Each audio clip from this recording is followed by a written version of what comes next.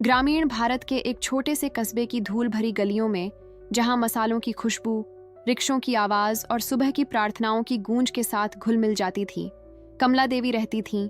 72 साल की एक महिला जिनके हाथ अब पहले जैसे नहीं रहे, लेकिन जिनमें साधारण कपड़ों को असली कलाकृतियों में बदलने का प्राचीन जादू अब भी था। 5 दशकों से भी ज्यादा समय तक वे शर्मा परिवार की आधिकारिक दर्जन थीं, एक ऐसी परंपरा जो पीढ़ियों से माँ से बेटी को हस्तांतरित होती रही, एक पवित्र विरासत की तरह जो हर सिलाई, हर कढ़ाई और रंग बिरंगे कपड़ों पर सुई के नाचते हुए हर फुसफुसाती प्रार्थना के जरिए अतीत को वर्तमान से जोड़ती रही।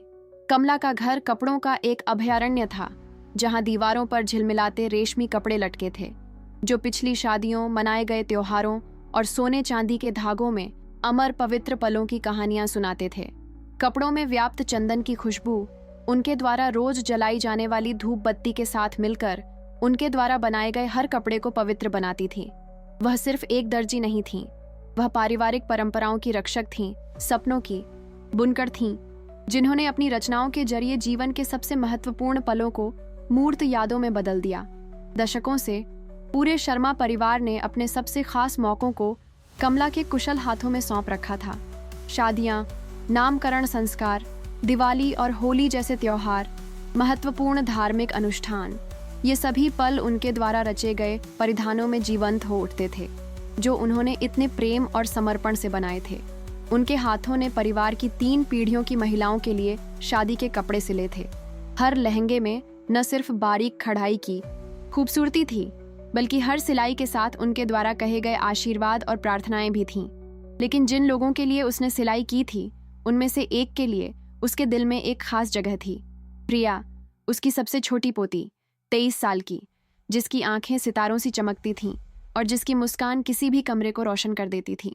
छोटी उम्र से ही प्रिया अपनी दादी की अस्थायी कार्यशाला के फर्श पर घंटों बैठी रहती थी और मंत्रमुग्ध होकर देखती रहती थी कि कैसे उसके झुर्रीदार लेकिन कुशल हाथ गज भर कपड़े को असली कलाकृतियों में बदल देते थे। उसने बनारस के रेशम और दक्षिण भारतीय सूती कपड़े के बीच का अंतर बस छूकर पहचानना सीख लिया था, और उसे अच्छी तरह पता था कि किस तरह की कढ़ाई किसी भी अवसर पर सबसे अच्छी लगेगी। जब प्रिया 15 साल की हुई तो उसने अपनी दादी से एक वादा किया जो सालों तक उसकी यादों में गूंजता रहा। अपनी शादी के दिन वह चाहे जो भी हो, कमला के हाथों से खास तौर पर सिला हुआ लहंगा पहनेगी। यह एक वादे से कहीं बढ़कर था। यह दादी और पोती के बीच एक पवित्र समझौता था, सिलाई की प्राचीन कला के जरिए 2 पीढ़ियों को जोड़ने वाला प्रेम का एक पुल। कमला ने इन शब्दों को अपने दिल में एक अनमोल खजाने की तरह संजोया। उस दिन का सपना देखा जब वह इस लड़की के लिए अपने जीवन की सबसे बेहतरीन रचना कर पाएगी, जो उसके लिए बेटी जैसी थी। साल हवा के झोंकों से पलटती किताब के पन्नों की तरह बीतते गए, और जब प्रिया 22 साल की हुई तो किस्मत ने अर्जुन को उसकी जिंदगी में ला दिया। वह मुंबई का एक युवा इंजीनियर था, विनम्र, आदरणीय और एक ऐसे परिवार से था जो शर्मा परिवार की तरह ही परंपराओं को महत्व देता था। यह रिश्ता बसंत में कमल की तरह खिल उठा, और जब उसने करवा चौथ के त्योहार पर सभी पारंपरिक रीति रिवाजों के साथ प्रिया को प्रपोज किया तो पूरे परिवार में खुशी छा गई। तभी प्रिया आंखों में खुशी के आंसू लिए अपनी दादी के पास गई और बरसों पहले किए गए अपने वादे को याद किया। कमला के मन में भावनाओं की एक लहर दौड़ गई जब उसकी पोती उसके सामने घुटनों के बल बैठ गई और उससे अपने हाथों से अब तक का सबसे खूबसूरत लहंगा बनाने को कहा। उस पल उस बुजुर्ग दर्जी को एहसास हुआ कि अब अपनी उत्कृष्ट कृति बनाने का समय आ गया है, वह कृति जो उसके शिल्प के प्रति दशकों के समर्पण का प्रतीक बनेगी। कमला ने किसी पवित्र अनुष्ठान की तरह श्रद्धा भाव से तैयारियां शुरू कर दी। वह स्थानीय मंदिर गईं और देवताओं से आशीर्वाद मांगा ताकि उनके हाथ प्राचीन ज्ञान से निर्देशित हों। उन्होंने हर कपड़ा खुद मुंबई में चुना और वर्षों में पहली बार यह सुनिश्चित करने के लिए यात्रा की कि सब कुछ एकदम सही हो। उन्होंने सूर्यास्त की तरह गहरा रेशम चुना जिस पर सोने के धागों से कढ़ाई की गई थी और जो कपड़े में समाहित सूर्य की किरणों की तरह झिलमिला रहा था। आस्तीनों को मोर और कमल की आकृतियों से सजाया जाएगा, जो हिंदू संस्कृति में समृद्धि और पवित्रता के प्रतीक हैं। 3 महीने तक कमला ने खुद को पूरी तरह से प्रिया का लहंगा बनाने में लगा दिया। वह भोर से पहले उठती, समृद्धि की देवी लक्ष्मी की प्रतिमा के सामने तेल का दीपक जलाती और अपना दैनिक कार्य शुरू कर देती।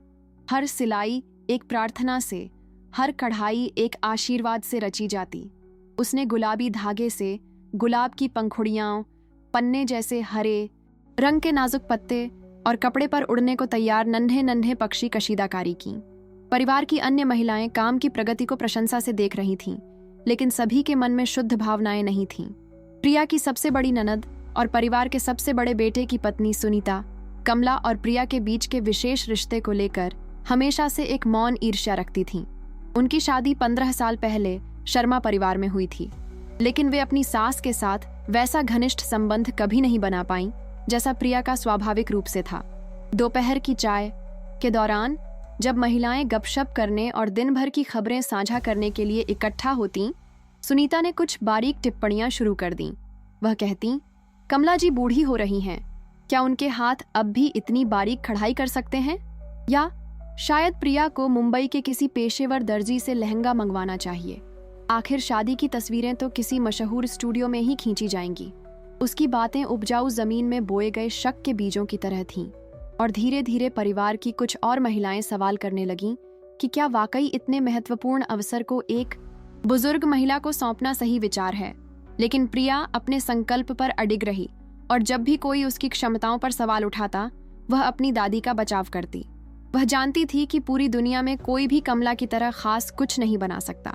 हर रात वह अपनी दादी के कमरे में जाकर उनके काम की प्रगति देखती और दर्जी के कुशल हाथों से हर दिन कपड़ों से उभरती सुंदरता को देखकर मंत्रमुग्ध हो जाती। जैसे जैसे सगाई की तारीख नजदीक आती गई, घर में तनाव बढ़ता गया। सुनीता ने कुछ मौसियों और चचेरे भाइयों का ध्यान अपनी ओर आकर्षित कर लिया था, जो कमला की इस अवसर के लिए उपयुक्त परिधान तैयार करने की क्षमता पर संदेह करने लगे थे। लेकिन अपनी रचना में मग्न बुजुर्ग दर्जन इन सब बातों से बेखबर, कपड़ों, धागों और प्रार्थनाओं की अपनी ही दुनिया में खोई हुई लग रही थी। सगाई समारोह से 3 दिन पहले कमला ने आखिरकार अपनी उत्कृष्ट कृति पूरी कर ली। लहंगा बेहद खूबसूरत था, रंगों और बनावटों का ऐसा संगम जो मानो भारतीय संस्कृति के सार को दर्शाता हो। आधार कपड़े का गहरा लाल रंग पूरी स्कर्ट पर बनी सोने की कढ़ाई के साथ बिल्कुल विपरीत था। चोली यानी पारंपरिक ब्लाउज अपने आप में एक कलाकृति थी, जिसकी कढ़ाई कंधों तक नाजुक अरबी शैली में उभर रही थी, जहां छोटे छोटे क्रिस्टल के मोतियों की बूंदों की तरह रोशनी को पकड़ रहे थे। दुपट्टा, पारंपरिक घूंघट शायद पूरी रचना का सबसे शानदार हिस्सा था। कमला ने इस पर हफ्तों मेहनत की थी। कढ़ाई का एक ऐसा झरना बनाया था जो पवित्र प्रतीकों के जरिए प्रेम की कहानी कहता था। बरगद के पेड़ विवाह की लंबी उम्र का प्रतीक थे, हाथी सौभाग्य का, और नाजुक मंडल वैवाहिक सद्भाव का प्रतीक थे। पूरी रचना मानो अपने आप में एक जीवंतता से धड़क रही थी, मानो हर सुनहरा धागा अपने रचयिता की आत्मा का एक अंश समेटे हुए हो। जब प्रिया ने तैयार लहंगा देखा तो वह अपने आंसू नहीं रोक पाई।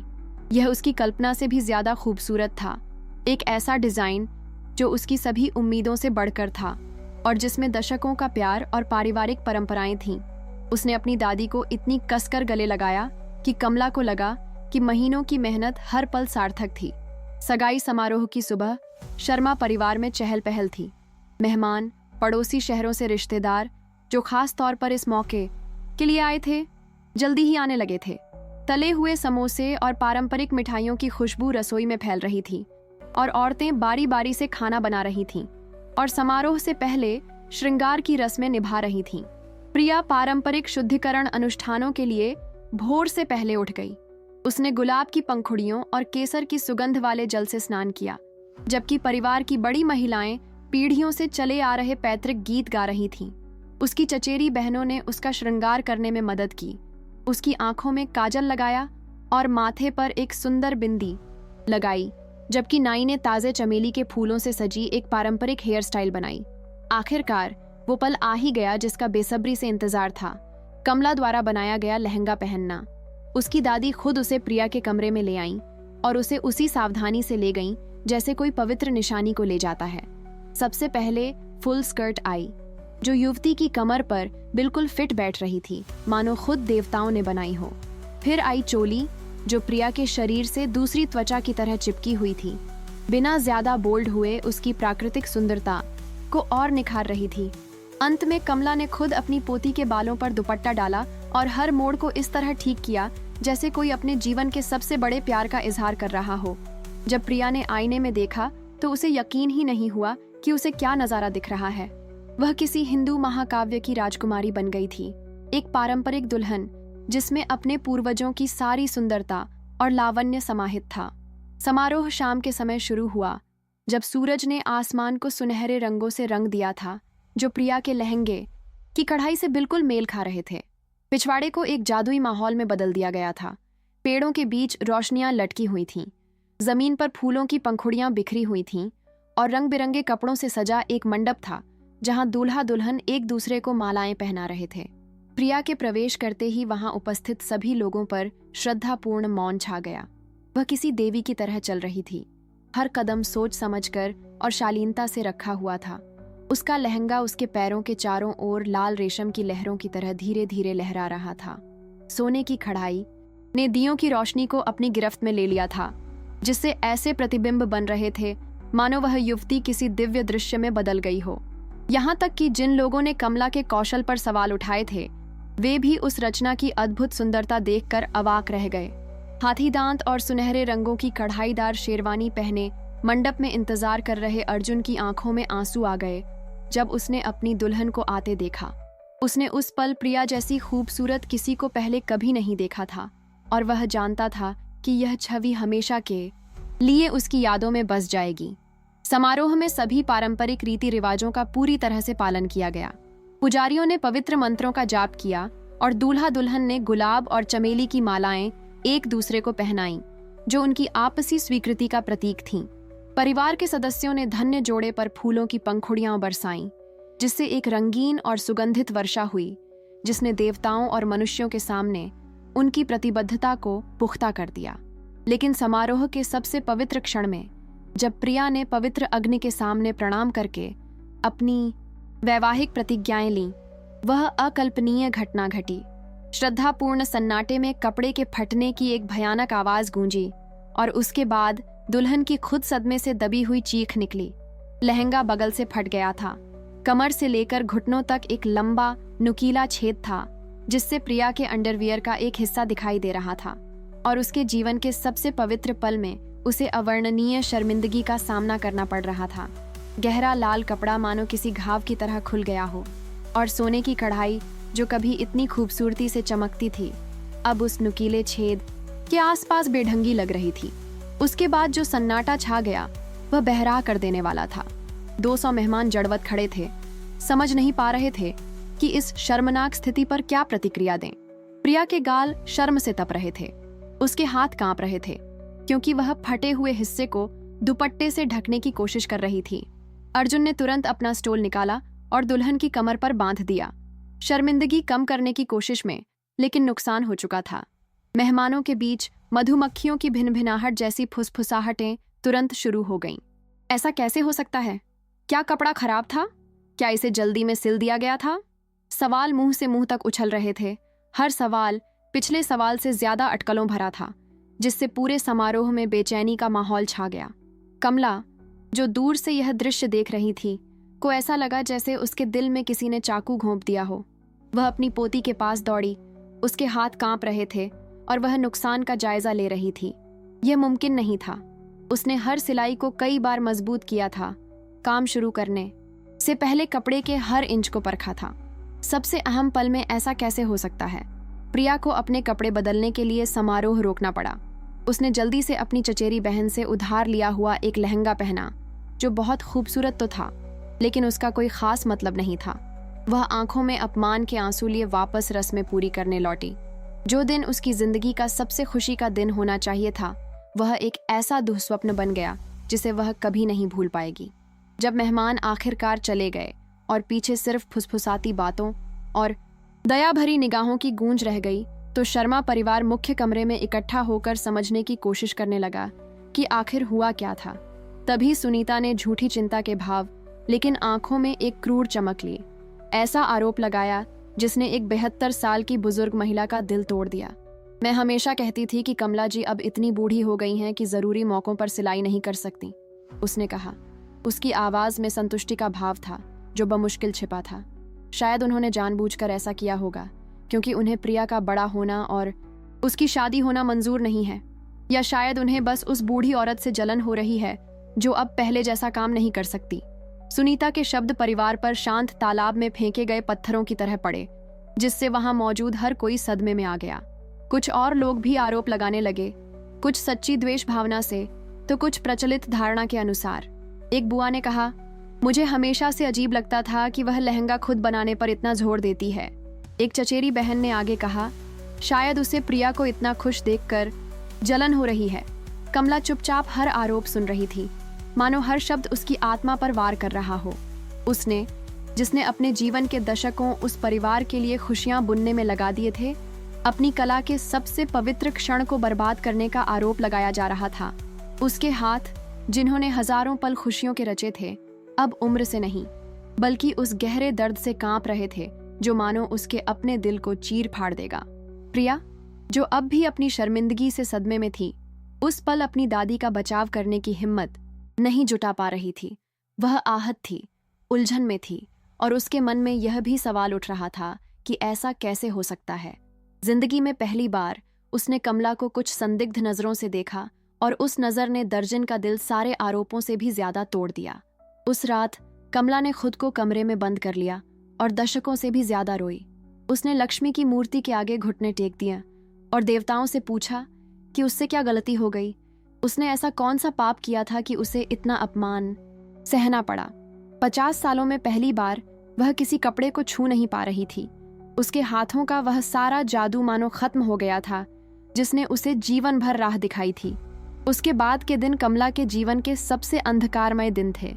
उसके परिवार ने उसके साथ बेहद बेरुखी से पेश आया, जरूरत से ज्यादा बातचीत करने से परहेज किया।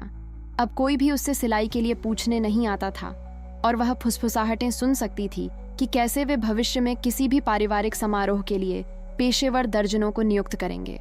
उसकी अस्थायी कार्यशाला, जो कभी गतिविधियों से भरी रहती थी, एक भूतिया जगह बन गई जहां परित्यक्त कपड़ों के बीच केवल सन्नाटा गूंजता था।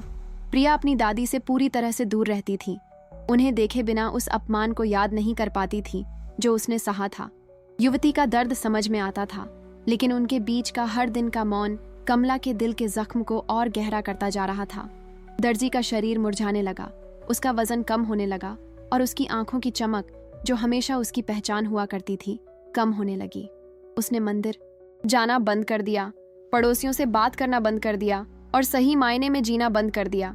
लेकिन सच्चाई हमेशा की तरह कम से कम उम्मीद के वक्त सामने आ ही जाती है। उस भयावह समारोह के एक हफ्ते बाद प्रिया अपने कपड़े व्यवस्थित कर रही थी कि उसे अपने सामान के बीच एक छोटी सी कैंची मिली। वह कैंची जिसके बारे में उसे पता था कि वह उसकी नहीं है। वे पेशेवर औजार थे जिनका इस्तेमाल सिर्फ अनुभवी दर्जने ही करती हैं, और उन पर SS लिखा हुआ था। सुनीता शर्मा। उत्सुकता और सीने में बढ़ती एक भयानक भावना के साथ प्रिया ने जांच करने का फैसला किया। उसे याद आया कि सुनीता लहंगे की अंतिम तैयारियों में मदद करने के लिए बहुत जिद कर रही थी और समारोह की सुबह लहंगे को प्रिया के कमरे में लाने की पेशकश भी की थी। एक पल ऐसा भी आया था जब उसकी ननद लगभग 15 मिनट तक उस पोशाक के साथ अकेली रही थी और दावा कर रही थी कि वह सब कुछ सही है या नहीं, इसकी जांच कर रही है। प्रिया ने फटे हुए लहंगे को ध्यान से देखा, जिसे उसके अपमान के सबूत के तौर पर अलमारी के एक कोने में रख दिया गया था। हल्की रोशनी में वह देख सकती थी कि फटा हुआ लहंगा अस्वाभाविक लग रहा था। किनारे बहुत साफ थे और छोटे छोटे बमुश्किल दिखाई देने वाले कट थे जो जानबूझकर कपड़े को उसी जगह कमजोर करने के लिए किए गए थे। किसी ने जानबूझकर पोशाक को खराब किया था, सिलाई को इस तरह से काटा था कि जरा से भी दबाव पड़ने पर वे फट जाएं। दिल की धड़कनें तेज होते देख प्रिया ने सुनीता से सीधे बात करने का फैसला किया। उसने तब तक इंतजार किया जब तक वे रसोई में अकेले नहीं आ गए और फिर उसे वह कैंची दिखाई जो उसने पाई थी। उसकी ननद की प्रतिक्रिया तुरंत और पूरी तरह से स्पष्ट थी। उसका चेहरा पीला पड़ गया और वह हकलाते हुए विरोधाभासी स्पष्टीकरण देने लगी कि कैंची वहां कैसे पहुंची होगी। तुम ही थे, प्रिया ने धीमी आवाज में लेकिन बढ़ते गुस्से से कहा। तुमने मेरा लहंगा खराब कर दिया और सबको मेरी दादी पर इल्जाम लगाने दिया। तुम ऐसा कैसे कर सकते हो? आखिरकार कोने में फंसकर सुनीता ने गुस्से और नाराजगी से भरी स्वीकारोक्ति की। हाँ, मैं ही थी, वह चीखी, और अगर जरूरत पड़ी तो मैं फिर से यही करूंगी। मैं इस घर में सब लोगों से तंग आ चुकी हूँ जो उस बुढ़िया को संत जैसा मानते हैं, जबकि मैं, जिसकी शादी इस परिवार में सबसे पहले हुई थी, नजरअंदाज की जाती हूँ। प्रिया हमेशा से सबकी चहेती रही है। उसे हमेशा वो सब मिलता था जो वो चाहती थी, और मैं उस ध्यान की कीमत पर उसकी एक और शान देखना बर्दाश्त नहीं कर सकती जो मुझे मिलना चाहिए था। सुनीता के कबूलनामे से बरसों से दबी हुई ईर्ष्या, गहरी जलन और उसके दिल में कैंसर की तरह पनप रही कड़वाहट उजागर हुई। उसने प्रिया के जीवन के सबसे अहम पल को सिर्फ अपनी अस्वास्थ्यकर ध्यान की चाहत को पूरा करने के लिए बर्बाद कर दिया, इस बात की परवाह किए बिना कि उसके इस कृत्य का एक मासूम बुजुर्ग महिला पर कितना बुरा असर पड़ेगा। प्रिया को अपनी ननद की दुष्टता की हद का एहसास होते ही उल्टी सी आ गई। सुनीता ने न सिर्फ उसका खास दिन बर्बाद किया था, बल्कि उसने एक 72 साल की बुजुर्ग महिला को उसी परिवार से अपमानित और ठुकराया हुआ महसूस कराया था जिससे वह इतनी प्यार करती थी। वह युवती रसोई से बाहर भाग गई और सुनीता को उसके अपराध बोध और नफरत के साथ अकेला छोड़ गई। उसी रात प्रिया ने पूरे परिवार को मुख्य कमरे में इकट्ठा किया। सबूत हाथ में लिए और दृढ़ निश्चय के साथ उसने जो कुछ भी पाया था उसका पूरा सच बता दिया। उसने कैंची दिखाई, कपड़े पर जानबूझकर किए गए कटों के बारे में बताया और सुनीता के कबूलनामे को शब्दशः दोहराया। उसके बाद जो सन्नाटा छा गया वह घटना वाले दिन से भी गहरा था। जब सुनीता का सबके सामने सामना हुआ तो उसने पहले तो इनकार करने की कोशिश की, फिर उसे कमतर आंकने की और आखिर में गुस्से से बचाव में ऐसी बयानबाजी की जिससे सबकी नजरों में उसका अपराध और पुख्ता हो गया। उसे उसी रात घर से निकाल दिया गया और अपनी पत्नी की क्रूरता से शर्मिंदा उसके पति ने कहा कि उसे यह तय करने के लिए समय चाहिए कि क्या वह ऐसी क्रूरता करने वाले व्यक्ति से शादी जारी रख सकता है। लेकिन सच्चाई उजागर करने से भले ही न्याय मिल गया हो, कमला के दिल को जो चोट पहुंची थी उसे ठीक नहीं किया जा सका। बुजुर्ग दर्जन ने पूरा 1 हफ्ता यही मानकर बिताया था कि उसका अपना परिवार भी यही मानता है कि वह अपनी सबसे प्यारी पोती की खुशियों को बर्बाद कर सकती है। इस दर्द ने एक गहरा जख्म दे दिया था जो सिर्फ माफी मांगने से आसानी से नहीं भरता। प्रिया अपनी दादी के कमरे में भागी। उसके गाल अफसोस और शर्म के आंसुओं से भीगे हुए थे। उसने कमला को अपनी सिलाई की मेज पर बैठे पाया। अपने खाली हाथों को घूर रही थी, मानो उसे समझ नहीं आ रहा हो कि उनका क्या करे। वह छोटी बच्ची अपनी दादी के पैरों पर गिर पड़ी, उनके पैरों से लिपट गई और सिसकियों के बीच माफी मांगने लगी, मानो उसकी आत्मा को चीर रही हो। मुझे माफ कर दो नानी जी, वह अपनी दादी को संबोधित करने के लिए सबसे स्नेही शब्द इस्तेमाल करते हुए रो पड़ी। मुझे माफ कर दो कि मैंने तुम पर शक किया। जब तुम्हें मेरी सबसे ज्यादा जरूरत थी तब मैं तुम्हारे साथ खड़ी नहीं हुई। मुझे पता है कि तुम कभी भी मुझे चोट पहुंचाने के लिए कुछ नहीं करोगी। तुम्हारे हाथ सिर्फ सुंदरता और प्रेम पैदा करना जानते हैं और मुझे यह बात पहले ही पल पता चल जानी चाहिए थी। कमला ने अपनी पोती को ऐसी आंखों से देखा जैसे 1 हफ्ते में ही 10 साल बूढ़ी हो गई हो। उसने कांपते हुए हाथ से प्रिया के बालों को सहलाया। उसका दिल अपनी बेगुनाही साबित होने की राहत और उन लोगों द्वारा ठुकराए जाने के गहरे दर्द के बीच उलझा हुआ था जिन्हें वह सबसे ज्यादा प्यार करती थी। मेरी बच्ची, उसने कहा। उसकी आवाज कमजोर थी लेकिन फिर भी प्यार से भरी हुई थी। मेरे दिल में कोई द्वेष नहीं है, लेकिन इस हफ्ते मेरा एक हिस्सा मर गया। तुम्हारे हाथों ने काम करना बंद कर दिया जब उन्हें लगा कि मैंने अपनी कला का इस्तेमाल खुशी की बजाय दर्द देने के लिए किया है। मुझे नहीं पता कि मैं फिर कभी सिलाई कर पाऊंगी या नहीं। ये सच था। आरोप लगने के दिन से ही कमला सुई भी नहीं उठा पा रही थी। उसके हाथ, जो कभी कपड़ों पर बैले डांसर की तरह नाचते थे, अब जब भी वह अपना काम फिर से शुरू करने की कोशिश करती, कांप उठते थे। ऐसा लग रहा था मानो भावनात्मक पीड़ा ने उस कला को निभाने की उसकी क्षमता को शारीरिक रूप से प्रभावित कर दिया हो जिसने इतने दशकों तक उसके जीवन को अर्थ दिया था। प्रिया को एहसास हुआ कि सिर्फ माफी मांगने से जो नुकसान हुआ था उसकी भरपाई नहीं हो पाएगी।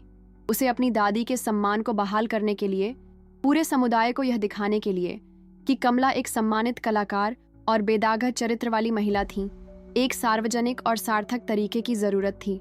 तभी उसके मन में एक ऐसा विचार आया जिसने सब कुछ बदल दिया।